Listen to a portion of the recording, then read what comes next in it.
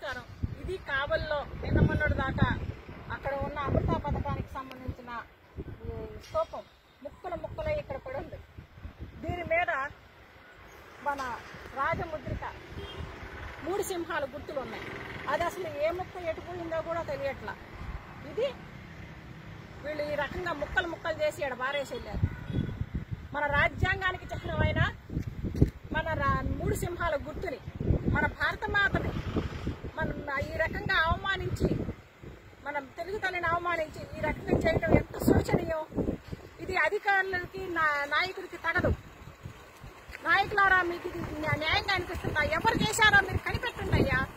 ఈ దుశ్చర్యలకు చేసిన పాల్పడిన వాళ్ళని కట్టి బంధించి శిక్షించండి, కఠినంగా క్రిమినల్ కేసులు పెట్టి. ఇదిగో ఇదే సాక్ష్యం.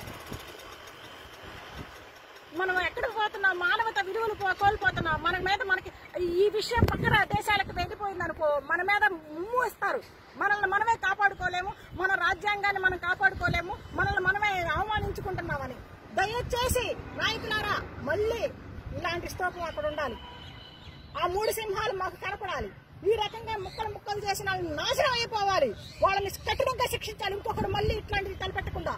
అది మన రాజ్యాంగం అండి, మన 3 సింహాల గుర్తు. దాన్ని కూడా ఈ రకంగా ఇటు చేశారంటే ఏమనుకోవాలి? మనం కాపాడుకోలేకపోతే, మనం కాపాడుకోలేనప్పుడు మనం మనుషులు కట్టవుతాం, మన విలువలు కోల్పోతున్నాం. దయచేసి మళ్ళీ ఆ స్తూపాన్ని మళ్ళీ కట్టి అక్కడ పెట్టాల్సిన బాధ్యత ప్రభుత్వాన్ని. పెట్టించండి. దీని లేదంటే దీనికోసం మేము ఎంతైనా త్యాగం చేయడానికి ముందుకు వస్తాము, ఎన్ని ఇదైనా చేస్తాం. దయచేసి నా మనం వెనుమ కోరుకుంటున్నాం.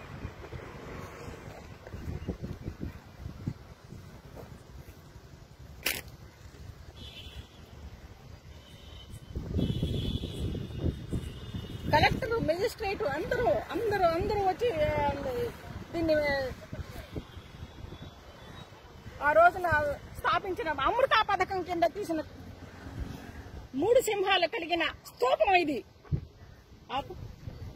మళ్ళీ మాట్లాడతాను.